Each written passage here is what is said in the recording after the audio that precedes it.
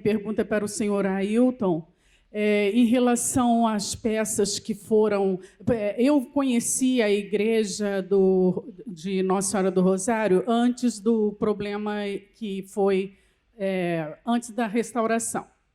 E realmente era uma igreja que comovia interiormente pela degradação. Gostaria de saber se peças que foram recuperadas, porque o senhor colocou ali uma foto do museu. Eu não conhecia, não sabia que tinha um museu ali naquela igreja. Gostaria de saber se algumas peças foram conseguidas a restauração e recuperação. Essas obras elas foram emergenciais na parte de obras civis, né? A parte do acervo nós não tratamos em especial, né? O acervo da igreja, né? Nós fizemos os trabalhos no terraço e a recuperação interna da capela-mor e a nave, né? E até mesmo no próprio museu nós não tínhamos autorização específica para trabalhar lá dentro. Tanto é que ainda está sendo feito aos poucos. Nesse período da obra, houve tratamento na área do museu da igreja? Não, nas obras emergenciais, não. Ao longo, depois de entrega, aí o padre Edmar, aos poucos, com as doações, ele vem interferindo aos poucos, né? Isso aí, no museu propriamente, não. Obrigada.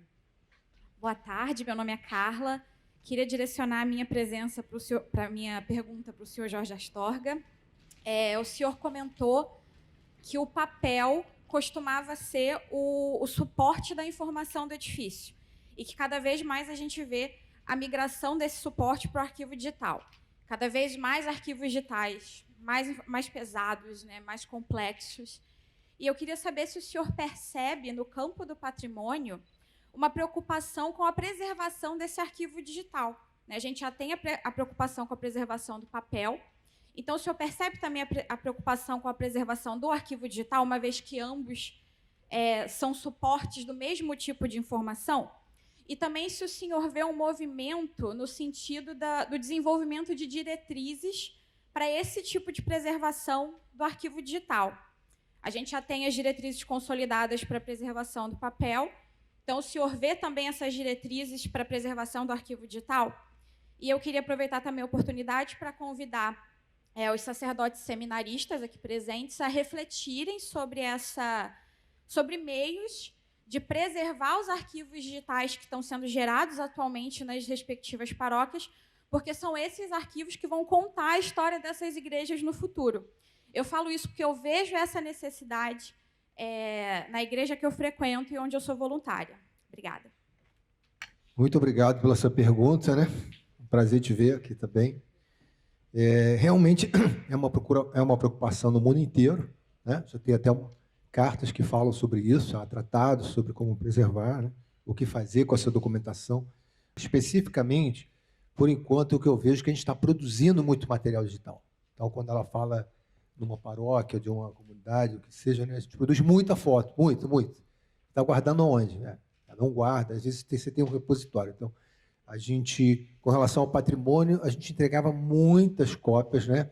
Quem é mais das antigas sabe um pouco disso. Então, você entregava 3 cópias do projeto de estudo preliminar, 3 cópias do anteprojeto, 3 do executivo, 4 do executivo. Então, você fazia uma produção de papel muito grande, que acabava sendo descartado, em parte, para manter 1 ou 2 cópias.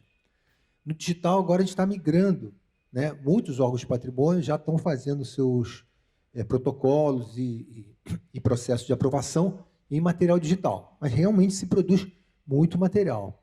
Temos um problema de gestão desse material, você entrega uma cópia, mas não era a última versão, entregou outra versão, tem uma pequena modificação. Existe a perda de material, às vezes você não tem como guardar aquele material, tem, como você muito disse, a questão do tamanho do arquivo, né? Então, por exemplo, eu falei um pouco por alto do HBIM, quando você fala em 2D, são materiais que a gente está exportando para PDF e, às vezes, o pessoal pede as bases originais. Quando você está falando em HBIM, está falando de arquivos bem mais pesados.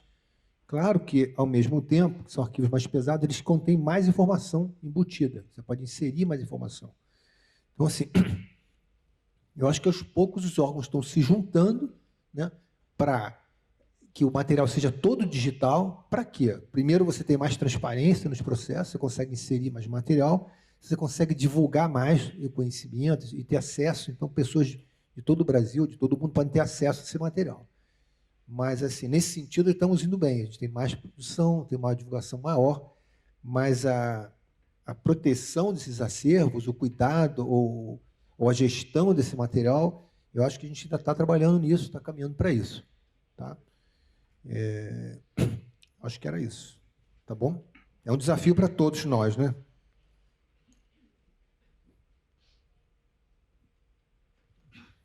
Bom, eu vou fazer uma pergunta, eu sou assim de fazer umas maluquices de vez em quando, né? Quase sempre. Eu vou inverter um pouquinho, porque tem muita gente que está aqui e que é profundo conhecedor do patrimônio. E a pergunta dela foi muito interessante, porque já me levou a uma outra pergunta que eu tinha pensado em fazer para a Astorga, mas eu vou tomar a liberdade de fazer uma pessoa da plateia. Porque tem a parte da produção do projeto e tem a parte da análise do projeto. E que antigamente você analisava o projeto em pranchas grandes. E hoje em dia o profissional do IFAM e do INEPAC analisa um projeto numa tela de computador que às vezes é um notebook. Então você tem que ficar o tempo todo dando zoom out, zoom in, para poder ficar localizando as coisas que normalmente numa prancha de A0, A1, você localizava com uma certa facilidade, além de você ter várias escalas nessas pranchas. Você tinha a escala de 1 para 200, quando você tinha um projeto muito macro, e você chegava no detalhe de 1 para 20, 1 para 25. Isso não existe mais, entre aspas. Não existe mais do ponto de vista físico, que a gente está analisando tudo digitalmente. Isso é uma questão. E a outra questão, que vai para a turma que produz, pelo menos eu vivenciei isso, é que como você hoje em dia tem vários artifícios para fazer o mapeamento de danos, você se distancia do objeto. Porque, na verdade, você quase que terceiriza isso. Eu não faço, mas tem muita gente que terceiriza a produção do mapeamento de danos. E, na verdade, o mapeamento de danos era quase como se você estivesse fazendo um desenho a olho nu do prédio. Então, quer dizer, a partir do momento que você deixa de fazer isso para uma tela fazer o escaneamento, que hoje em dia com um computadorzinho, um notebook, você vai passando e o computador vai fazendo a nuvem de pontos. Você nem olha para o prédio. Então, quer dizer, qual o impacto disso na produção arquitetônica, Astorga? E qual o impacto disso? Eu vou sugerir que seja a Isabelle, não sei se ela continua aí, que vocês possam comentar isso que eu falei do ponto de vista de quem analisa o projeto e do ponto de vista de quem elabora. Respondendo à sua provocação, eu penso que os arquivos digitais eles dão maior acessibilidade a todas as pessoas, né? Agora, eles são bastante importantes. Agora, para análise de projeto, a base digital ela é muito custosa. É muito custosa. Você vê, antigamente a gente trabalhava com uma tela de computador, hoje a gente trabalha com 2 telas de computador e 2 telas grandes. E, mesmo assim, é extremamente difícil. Então, eu agora estou analisando uma obra que o Astorga está fazendo, que é a primeira coisa que eu fiz, Astorga, pedir as plantas impressas. Porque, realmente... Não, facilita, é muito mais rápido, porque nós somos agora pouquíssimos, né? Nós estamos em número menos reduzidos na superintendência. Se a gente ainda for ficar, a gente passa um tempo enorme, aumenta, volta, e aí você pega o corte, aí você quer pensar o que aconteceu na planta baixa, aí você vai ter que abrir na outra tela a planta baixa. E, quando você está com papel, você faz assim e você enxerga, né? Então, eu acho que é isso, né? Eu acho que o papel, para análise de projetos, ele é extremamente importante, e as plantas digitais, elas têm lógico, elas são sensacionais, são ótimas, mas para análise de projetos, para mim, pelo menos, é muito difícil. Alguém do INEPAC também quer se manifestar? Tem gente do INEPAC aí também? Vou falar aqui pelas minhas amigas todas.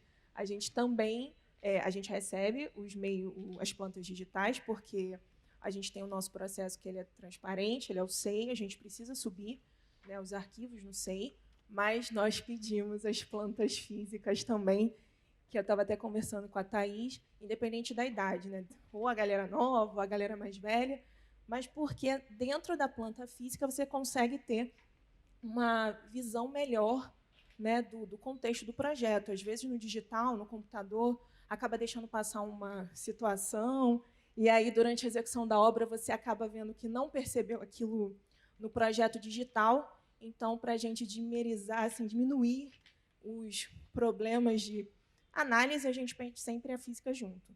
É importante. Os dois trabalham juntos. Aproveitando, deixa eu falar só uma coisa. Eu queria agradecer também todas as 4 apresentações, elas foram muito importantes. Eu acho que hoje a manhã foi muito enriquecedora, e principalmente falar do Eric, né, que ele falou do nosso Bem Tombado, da São Daniel Profeta, e dizer o quanto esse trabalho de falar de uma igreja de periferia é importante. Porque ontem a gente estava até comentando,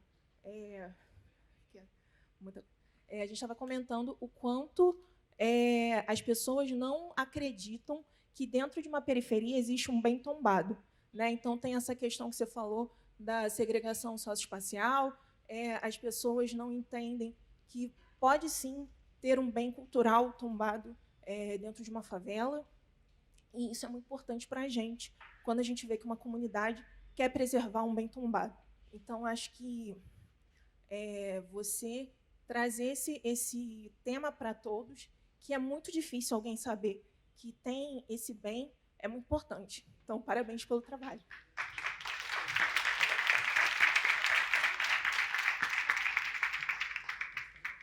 Vou falar um pouco isso, depois o Eric complementa aqui a fala da colega do INEPAC também. Bom, os órgãos de patrimônio já mostraram um pouco isso.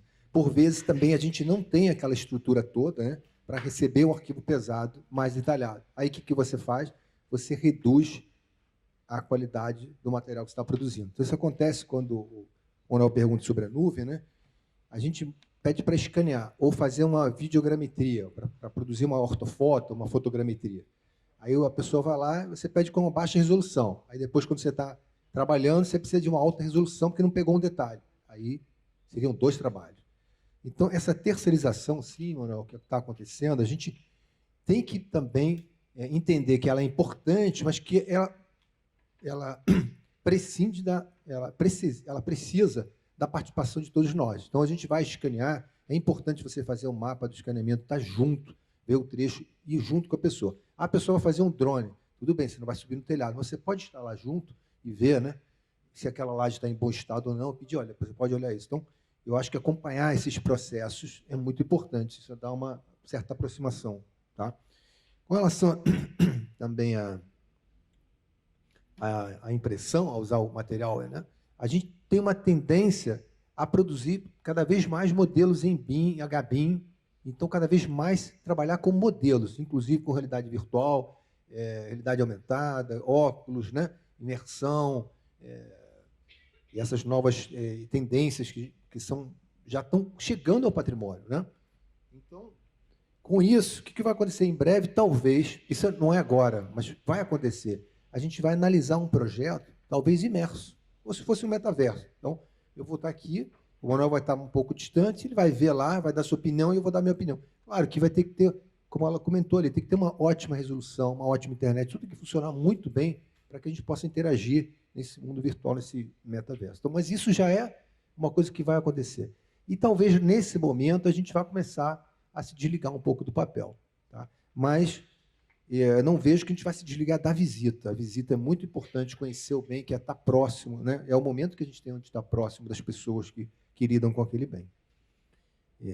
Acho que era isso. E uma coisa também, só para falar um pouco aqui com nossos colegas falando das plantas, eu mostrei um pouco o projeto aqui do Aqueduto Carioca, né? A gente conhece como Arco da Lapa. Então, a gente foi apresentar lá no IFAM o projeto e levou uma cópia. Ele tem 300 metros de comprimento. Se você imaginar 1 para 100, são 3 metros. Só o aqueduto. Mais a borda, mais alguma coisa que você botou em volta, mais o carimbo. Então, a gente chegou no patrimônio um dia e esticou um lençol assim gigante, que era um lado, uma face, a outra face, a planta, o corte, o mapa de danos. Então, é um material enorme. Se você pedir 3, 4 cópias desse material, então você começa a ter um gasto também de papel que não cabe. Então, digitalmente, ele é melhor, mas ainda temos essas dificuldades todas para avaliar. Tá? Queria só passar para o Eric comentar Só um complemento, assim, eu ia começar a fala, eu pensei numa estruturação assim, que eles apresentaram igrejas talvez mais práticas, mais fáceis de captar recursos, vamos colocar assim.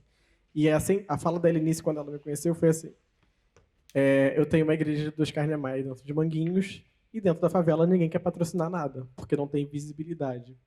Então, eu falei assim, bom, então o que a gente tem que fazer? Dar visibilidade para a igreja. Então, foi onde a gente começou a dar visibilidade dentro da própria comunidade, para que eles cada vez mais reconhecessem a importância desse patrimônio, e cada vez mais a gente também alcançando outros lugares, como, por exemplo, aqui, esse seminário. Então, esses lugares são importantes para a gente estar cada vez mais ampliando, né, o conhecimento da igreja, que tem uma obra do Niemeyer, nem que seja uma obra do Niemeyer, mas que tenha um patrimônio dentro de uma comunidade, que lugares de exclusão social também têm seus próprios patrimônios. Então, eu acho que isso é importante, dar voz, dar visibilidade, e é uma ação que a gente começou a construir coletivamente.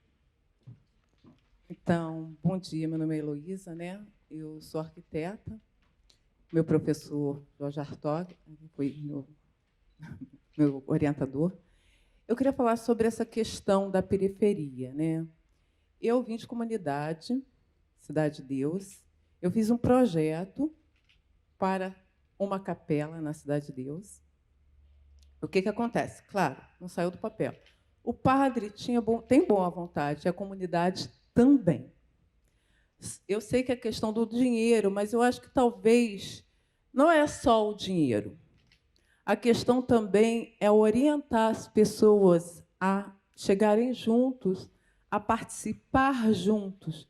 O que falta para a população de periferia, elas querem, talvez, porque o que tem de bom, para mim, o que foi de referência na minha vida foi a igreja.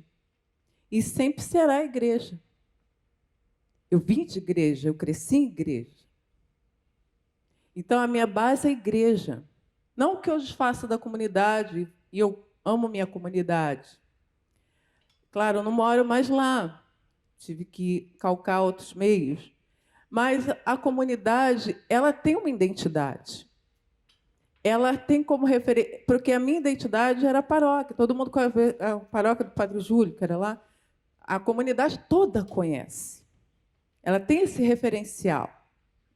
Só que eu acho que não chega para as pessoas, como a colega aqui uma falou, da informação de ponta.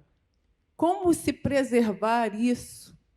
Como chegar a essas pequenas pessoas a cuidar de um linho do altar, a ser bem cuidado para não ser desfeito? Eu acho que é isso que a gente tem que tentar passar, esse tipo de informação. Porque o que falou ali, o que foi dito aqui, sobre a dificuldade no prédio na São Cristóvão, porque os pedreiros, e o pessoal também botar na vela na porta. Isso é questão da base. E essa base, eu acho que quando você faz uma base bem feita, lá na frente você alcança. E o que acontece? Não existe só a periferia de Manguinhos, existe a periferia de Duque de Caxias. Eu fui lá em Nova Iguaçu, tem igrejas belíssimas nas periferias que a gente vive aqui no Rio de Janeiro, e outras pequenas capelas abandonadas, como tinha ali na Jacarepaguá, Nossa Senhora, fica lá na... Ai, meu Deus, é ali na... Não, né? Ali em Vargem Pequena, ela é uma igreja que é tem a Monserrat, mas não, a Monserrat foi reformada, né? Não, agora eu não lembro. Infelizmente, eu não lembro. Perdão, mas é só para a gente poder... A sua pergunta vai ser direcionada para qual? Não, a minha pergunta não é assim, como se pode trabalhar isso e a gente passar melhor todo esse conhecimento aqui, com esse conhecimento que está sendo muito rico, a chegar a esse pessoal de ponta, a ser bem trabalhado esse pessoal de ponta. Porque as pessoas lá, elas só faltam... Eu vejo na igreja, as pessoas querem, mas estão perdidas. E o próprio sacerdote também não tem o conhecimento, e o próprio sacerdote, que às vezes dirige uma igreja, ele também não tem esse conhecimento. e preparar melhor isso. Eu sei que aqui é o seminário para sacerdotes, mas tem muitos sacerdotes que não estão presentes aqui e não sabem dessa riqueza que está sendo passada aqui. Isso. Vou passar aqui. Você vai responder? Eu vou tomar a liberdade aqui de responder você. Qualquer sacerdote e qualquer comunidade tem um canal nessa comissão do patrimônio. Todos os padres foram convidados. Nós pusemos esse anúncio na comunhão de fé, na Rádio Catedral, em todos os veículos católicos. Os padres que se interessam, eles vêm ou procuram informação. Nós não temos como chegar a quem não queira informação ou desconheça. Então, na sua comunidade, leve, por favor, essa mensagem. Qualquer dúvida, ajuda que eles queiram, eles procurem a comissão. Nós estamos, Padre Silmar é o curador, nós temos uma comissão com vários membros, nós podemos dar esses caminhos para eles. Tá bem?